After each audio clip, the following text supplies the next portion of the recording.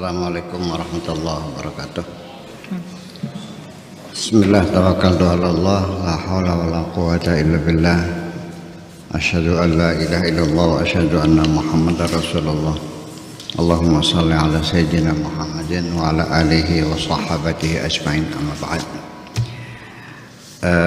Di akhir khutbahnya Syekh Abdul Qadir Al-Jailani yang ke 43, di akhirnya ditutup dengan doa,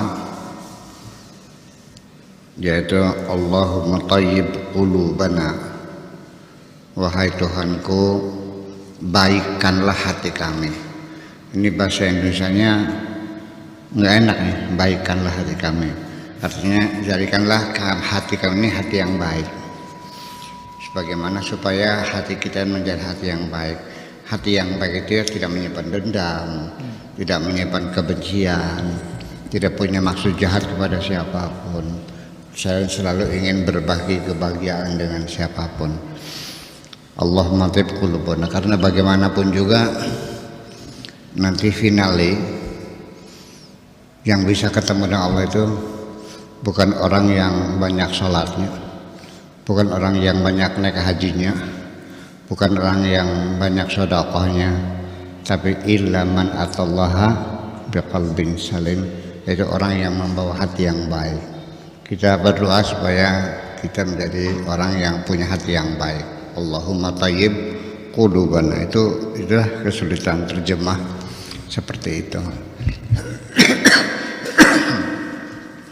Wakhla ala asrarina, dan juga lepaskan dari palung hati kami segala sifat-sifat yang buruk. Wasaffi uqulana, dan jernihkanlah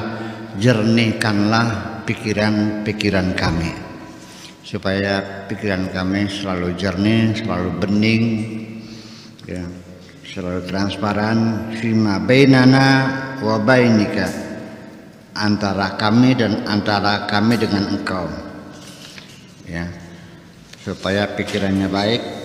Jangan ada praduga yang buruk pada siapapun, jangan ada sakwa sangka, jangan ada kecurigaan, jangan ada maksud-maksud yang jahat di dalam pikiran kita. Bara'a uqulil khalqi, di belakang pikiran-pikiran makhluk, wa uqulana, dan akal kita, supaya kita punya pikiran yang jernih, hati yang baik, dan pikiran yang jernih. Ya hadirun, wahai para hadirin, orang yang hadir. Wa ya ghaibun, wahai orang-orang yang tidak hadir, baik yang hadir maupun yang tidak hadir. Yaumal qiyamati, pada hari kiamat nanti. Tarawna minni, engkau akan melihat aku, ya, ajaban, satu keanehan. Nanti satu ketika dari kiamat engkau akan melihat keajaiban aku. Ini unadhiru fi haqqil munafiqin, aku bermunadharah, aku membela, aku membantu orang-orang yang munafik, orang-orang yang selama dia pada munafik ini. Nanti kita munadharahkan, kita bicarakan, kita bantu semuanya itu. Fa kaifa fi haqqil mu'minin, bagaimana apalagi orang-orang yang beriman. Orang munafik juga saya bantu kok, ya, kalau bisa sih, gitu.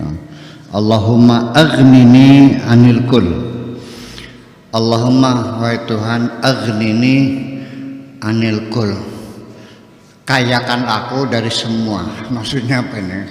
Kayakan aku, artinya berilah aku kecukupan sehingga aku tidak bergantung kepada siapapun. Itu maksudnya, ya, tidak bergantung kepada siapapun. Bukan kayakanlah aku dari semuanya, supaya aku tidak bergantung kepada siapapun.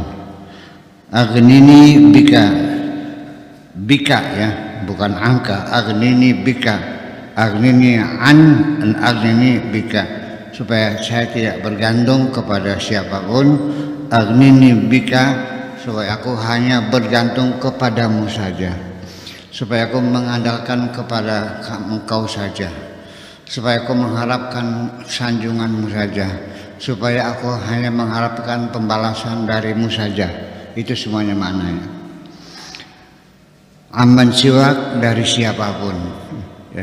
Ketika aku berbuat baik, aku tidak berharap imbalan dari siapapun kecuali imbalan darimu. Ketika aku melakukan sesuatu, aku tidak takut kepada siapapun, kecuali takut kepadamu saja. Selain engkau, jangan sampai ada ketergantungan pada diriku.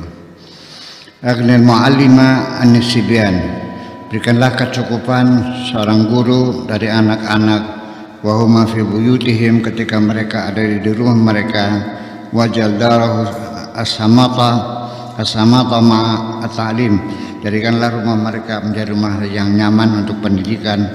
Allahumma innaka ta'lamu anna hadzal kalam, wahai Tuhanku, engkau tahu bahwa ucapanku